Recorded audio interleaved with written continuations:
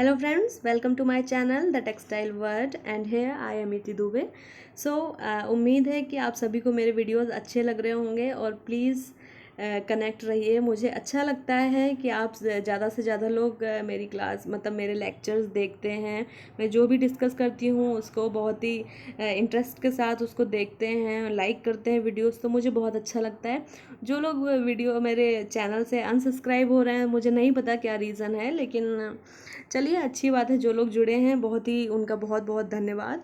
और प्लीज़ आप stay tuned with मी आप, क्योंकि मैं चाहती हूँ कि आप लोगों को अच्छे अच्छे लेक्चर्स अच्छे अच्छे टॉपिक्स पे मिल सकें, तो इसके लिए आपको मुझसे जुड़े रहना बहुत ज़रूरी है। तो हमारा आज का टॉपिक क्या है? To study about recent development in textile fibres.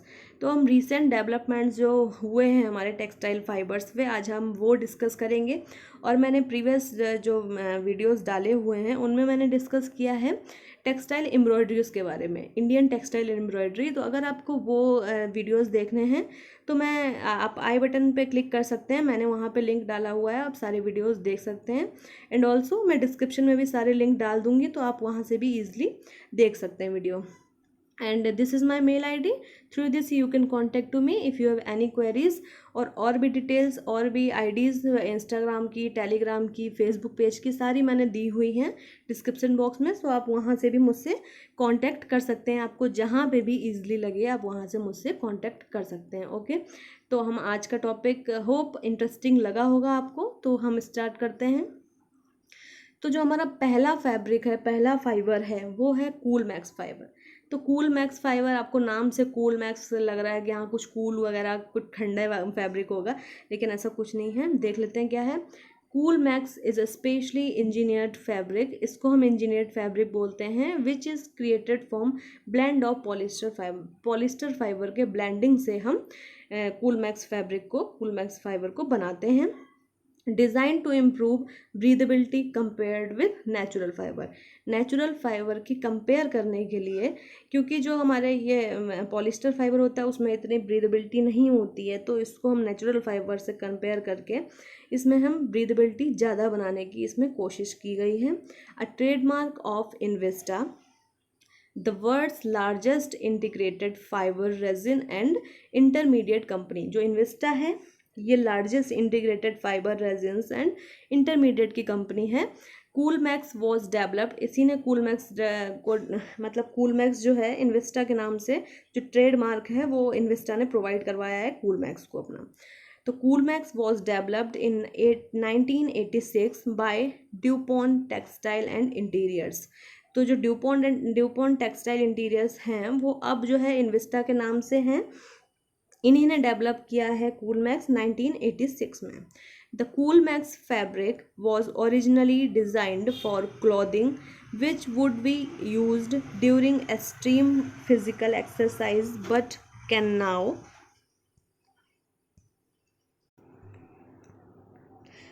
now be found in an array of other different garments and products। तो सबसे पहले जो कूल मैक्स फैब्रिक का जो डेवलपमेंट हुआ था वो किस लिए हुआ था? एक्सट्रीमली जो वर्क करते हैं, जो एथलीट्स होते हैं, जिनका फिजिकल एक्सरसाइज ज़्यादा रहती है, उन लोगों के लिए हुआ था। लेकिन अब क्या है, अब हम लोग जो है डिफरेंट गारमेंट्स और प्रोडक्ट्स में भी हम यूज़ कर रहे हैं कूल मैक्स फैब्रिक का।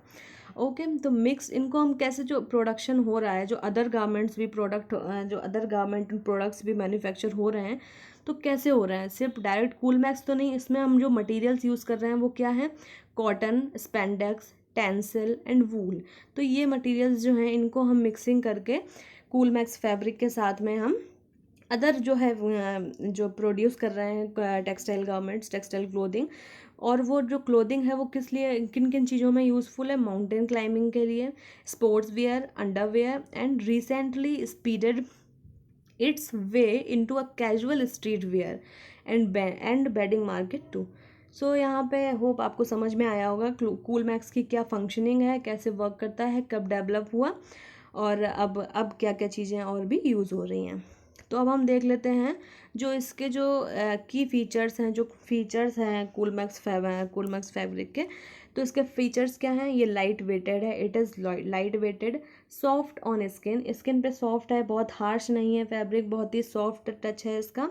Then wicks moisture away quickly, moisture को एब्जॉर्ब करता है जल्दी, keeps your feet dry, feeling cool and fresh, help prevent odour, जो पसीने की स्मेल होती है उसको दूर रखने में हेल्प करता है, prevent the risk of athletes foot and blister, जो एथलीट्स को चोट वगैरह लग जाती है और जो छाले वगैरह हो जाते हैं उन सब से प्रिवेंट करता है, उन सब से बचाता है।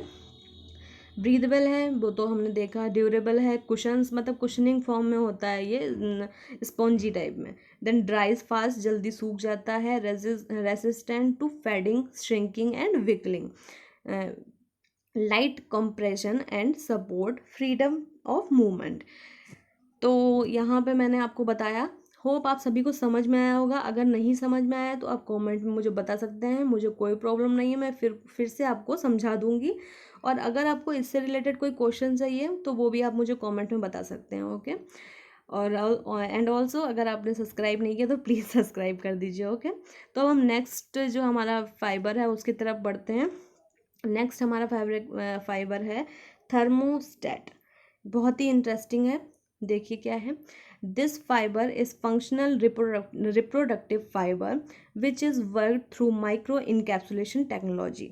तो माइक्रो इनकैप्सुलेशन टेक्नोलॉजी जो है उसके थ्रू ये फैब्रिक जो है मतलब फाइबर जो है फैब्रिक फॉर्मेशन में कन्वर्ट होता है, और इसको हम पीसीएम जो फेस चेंजिंग मटेरियल होता है इसके थ्रू हम इंसर्ट करते हैं।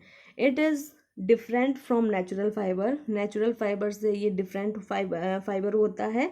This fibre has sense and perception which can absorb और release heat by latent heat exchange method.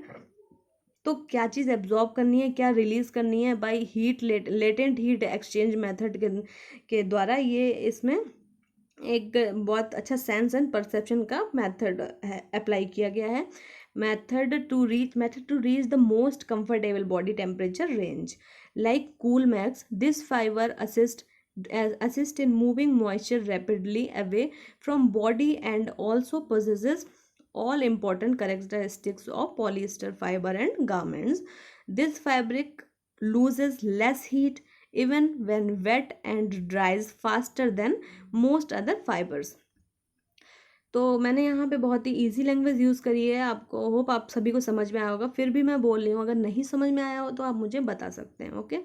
तो हम नेक्स्ट देख लेते हैं, नेक्स्ट हमारा कौन सा है फैब्रिक। नेक्स्ट फैब्रिक हमारा लाइक्रा है, जो कि आप सभी ने सुना होगा, सभी ने यूज़ किया होगा, ओके। तो Lycra is a brand, Lycra एक ब्रांड है जो कि इलास्टीन फैब्रिक है उसका ब्रांड है Lycra, which is a highly elastic synthetic fibre. बहुत ही हाईली इलास्टिक होती है, बहुत ही स्ट्रेचेबल होता है, सिंथेटिक फाइबर है ये। डिस्पाइट हैविंग डिफरेंट नेम्स, इसके डिफरेंट नेम्स हैं like Lycra, spandex and elastin are all the same materials, ये सारे सेम मटेरियल्स होते हैं, बस नेम अलग अलग हो जाते हैं। And these fabrics can stretch to 5 to 8 time to their usual size जो उनका नॉर्मल साइज होता है उससे 5 to 8 टाइम्स ये मतलब स्ट्रेच हो सकते हैं।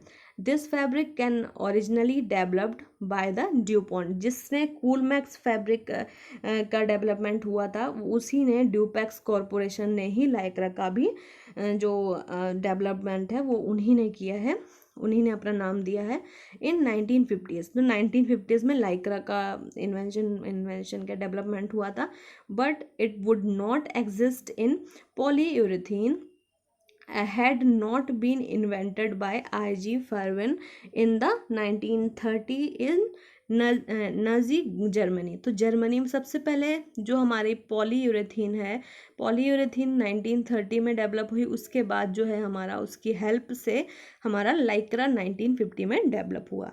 Lycra is a fully synthetic fibre, ये हमारा फुली सिंथेटिक फाइबर है, इसको हम पूरा लेबोरेटरी बेस्ड फाइबर बोल सकते हैं, which means that all of its component are created in laboratory. These are देखिए यहाँ पे लाइक्रा प्रोडक्शन के लिए हम 4 टाइप के जो हमारी मेथड्स हैं वो यूज़ करते हैं, लेकिन इन चारों में से जो 4 मेथड हैं, इन चारों में से 3 जो हैं वो अब इंडस्ट्रीज़ जो है नहीं यूज़ कर रही हैं। सिर्फ जो एक मेथड है वो यूज़ किया जा रहा है, जिसका नाम है ड्राई स्पिनिंग मेथड। जो ड्राई स्पिनिंग मेथड है वो हम 95% जो इंडस्ट्रीज़ हैं वो यूज़ कर रही हैं इस मेथड को, ड्राई स्पिनिंग मेथड को। और जो 3 अदर मेथड्स हैं वो मैं आपको बता देती हूँ। जो पहला मेथड है हमारा वो है स्पिनिंग मेथड। एक मिनट देख लीजिए हमारा, sorry, but most of these methods have been almost entirely discarded। तो हमारा सिर्फ एक मेथड यूज़ किया जा रहा है 4 मेथड्स में, और जो अदर मेथड्स हैं वो टोटली डिस्कार्टेड बाय द इंडस्ट्री से डिस्कार्टेड कर दिए गए हैं। वाइल सम मैन्युफैक्चरर्स में स्टिल यूज़ रिएक्शन स्पिनिंग। जो हमारा पहला है वो रिएक्शन स्पिनिंग है, देन दूसरा है वो है सोल्यूशन वेट स्पिनिंग, देन तीसरा मेल्ट एक्सट्रूशन, एंड जो चौथा है वो मैंने बताया आपको ड्राई स्पिनिंग मेथड, जो मोस्टली 95% लोग यूज़ कर रहे हैं। ओके, अगर आपको इन चारों के बारे में डिटेल्ड में जानना है तो आप मुझे बताइएगा, मैं अलग से एक वीडियो बना दूंगी। ओके, देन हम इनका फीचर्स देख लेते हैं क्या है लाइक्रा का। तो फैब्रिक नेम इसका क्या है, Lycra. Fabric also known as spandex and elastane. Fabric composition क्या रहता है इसका, polyethers and polyurea copolymers. Polyether and polyurea के कोपॉलीमर बन के हमारा ये कंपोजिशन हमारा फैब्रिक का बनता है। देन फैब्रिक की ब्रीदेबिलिटी क्या है, हाई ब्रीदेबल फैब्रिक होता है। मॉइस्चर बिकिंग एबिलिटीज़ क्या है, हाई है। मॉइस्चर जो है मतलब एब्जॉर्ब कर लेता है। देन हाई रिटेंशन एबिलिटी लो है इसकी, हीट रिटेंशन एबिलिटी इसकी लो है। स्ट्रेचबिलिटी एक्सट्रीमली हाई, जैसा कि मैंने बताया 5 to 8% इसके ओरिजिनल जो शेप है उससे हो जाता है ये स्ट्रेच। तो इट्स मीन इसकी एक्सट्रीमली हाई स्ट्रेचबिलिटी है। प्रोन टू पिलिंग, देखिए प्रोन टू पिलिंग, जैसे आप एग्जांपल ले लीजिए, जो आप स्पेगडीज पहनते हैं, आप जो लेगिंग्स पहनते हैं, उसके जो नीज़ में जहाँ पे मतलब मोस्ट ऑफ द प्रेस्पिरेशन आपका होता है, जहाँ पसीना आपका ज़्यादा निकलता है, वहाँ पे आप कभी भी देखिएगा पिलिंग जल्दी होती है, तो पिलिंग इसकी हाई होती है। देन कंट्री वेयर, जहाँ पे इसका मैन्युफैक्चरिंग, जहाँ इसको प्रोड्यूस किया गया वो है United State. And then biggest exporter क्या है, बिगेस्ट एक्सपोर्टर है China. Then recommended washing temperature क्या है, वार्म और कोल्ड, गर्म और ठंडा दोनों टेम्परेचर यूज़ कर सकते हैं मोस्ट। और इसके लिए ल्यूक वार्म वाटर ज़्यादा सही रहता है, कि मतलब लाइक्रा में ये रहता है आपने बहुत ज़्यादा गर्म यूज़ कर दिया तो अनशेप्ड हो जाएगा, क्योंकि होती उसमें इलास्टिक ही है। ओके, तो कॉमनली यूज्ड इन, किस में यूज़ होता है कॉमनली, मैंने यहाँ पे कुछ एग्जांपल दिए हैं, और एग्जांपल अगर आपको याद आ रहे हो तो आप मुझे बताइएगा कमेंट सेक्शन में। Underwears, socks, bike shorts, yoga pants, hiking apparels, motions, capture suits, undergarments, and also बहुत सारे हैं, टी शर्ट्स वगैरह में भी हम लाइक्रा यूज़ करते हैं। तो और भी मुझे बताइएगा कौन कौन से हैं। ओके, तो यहाँ पे लाइक्रा आपको होप अच्छे से क्लियर हो गया होगा। अब हम नेक्स्ट देख लेते हैं कौन सा फाइबर है। नेक्स्ट फाइबर हमारा है ओसिस फाइबर सुपर एब्जॉर्बेंट, जो कि है super absorbent fibre, Oasis fibre. Okay, तो Oasis super absorbent fibre has the ability to absorb to 200 times its own weight in determinized water, and circa 60 times its own weight and saline depending on the salinity at an extremely fast absorption rate। तो जो Oasis है, Oasis में क्या है, इसका absorption जो है 200 time, इसका एक्चुअल जो वेट होता है उससे ज़्यादा ये 200 टाइम्स ये एब्जॉर्ब कर सकता है। और इसको हम मोस्टली यूज़ करते हैं सैनिटरी नैपकिन्स, और जो मेडिकल्स में यूज़ होते हैं, एंड देन सर्जिकल प्रोडक्ट्स, इन सब में हम ये वाला फैब्रिक जो है वो यूज़ करते हैं। Then Oasis is a cross linked acrylate copolymer partially neutralized to the sodium salt in fiber form। It is white, odorless, stable to heat and light, and it is non-flammable. मैंने बहुत ही easily मतलब बहुत ही points, इसलिए छोटे छोटे points और easily मतलब बहुत ईजी लैंग्वेज यूज़ की है जिससे आपको पढ़ते ही समझ में आ जाए। और नहीं आ रहा तो मैं आपसे हर बार बोलती हूँ, जो कि आप मुझे कमेंट करके बता सकते हैं। The fibre has super absorbent properties and become a gel upon emulsion in liquid. तो इसमें एक अलग प्रॉपर्टी होती है कि जो मतलब वाटर को लिक्विड फॉर्म में कन्वर्ट कर देता है, और इसको नैपीज, सैनिटरी नैपकिन्स और मेडिकल एंड सर्जिकल प्रोडक्ट्स में यूज़ करते हैं, जैसा कि मैंने आपको पहले ही बताया था। तो अब हम देख लेते हैं नेक्स्ट हमारा क्या है, टेक्सटाइल। तो टेक्सटाइल फैब्रिक जो है, throughout the global textile industry, tactile fiber is well known and valued from its wide range of benefits like dynamic specialty fiber। मतलब ये किस चीज़ के लिए फेमस है वो यहाँ पे बता रही हूँ मैं। Dynamic speciality fibre, textile fibre creates garments that are soft, supplely smooth, breathable and light weighted. तो इसके जो फैब्रिक, इसके मैन्युफैक्चर्ड फैब्रिक होते हैं, गारमेंट्स होते हैं, चीज़ मतलब जो प्रोडक्ट्स होते हैं वो स्मूथ होते हैं, ब्रीदेबल होते हैं, लाइट वेटेड होते हैं। और ये ग्लोबल टेक्सटाइल इंडस्ट्री में बहुत ही जाना माना फैब्रिक है, ये बोल सकते हैं। It also ड्राइज 8 times faster than cotton. Cotton की कंपेयर में ये 8 टाइम्स जल्दी जो है ड्राई हो जाता है। In addition to bring soft and light weight, textile fibre is strong. Because of its soft and lightweight nature, tactile fiber is widely used in women's intimate apparels. सो क्योंकि बहुत ही लाइट वेटेड और soft होता है, सो ये nighties and gowns वगैरह में बहुत use किया जाता है। अब तो वुमेंस के लिए नहीं, अब तो बोल सकते हैं कि हर मेंस के लिए भी यूज़ कर रहे हैं हम, चिल्ड्रंस क्लॉथिंग के लिए भी यूज़ कर रहे हैं। तो textile fibre are also use in vast collection of men's, women's and children's clothing and even accessories also। Okay, तो यहाँ पे हम की फीचर्स देख लेते हैं टेक्टाइल फाइबर्स के। क्विक ड्राइंग, बहुत जल्दी सूख जाता है, जैसा कि बताया कंपेयर करके कि कॉटन से 7 टाइम जल्दी सूख जाता है। Lightness and easy care, breathable and light weighted होता है। Moisture transportation and abrasion resistant. तो ये फीचर्स हैं। अगर अभी कुछ भी डाउट है तो आप मुझसे पूछ सकते हैं। देन टेंसल फाइबर, ये हमारा आज का लास्ट फाइबर है। तो टेंसल फाइबर, इसको हम लियोसेल भी बोलते हैं। टेंसल और लियोसेल इज अ सस्टेनेबल फैब्रिक। ये दोनों ही सस्टेनेबल फैब्रिक। सस्टेनेबल वर्ड का मतलब ही होता है कि environment friendly fabric. Environment friendly मतलब कि इन्वायरमेंट को इससे कोई भी हार्म नहीं होगा। It is a regenerated from would cellulose. It is similar in hand to rayon and bamboo, both regenerated fabrics. However, tencel is one of the most environment friendly regenerated fabric for several reasons.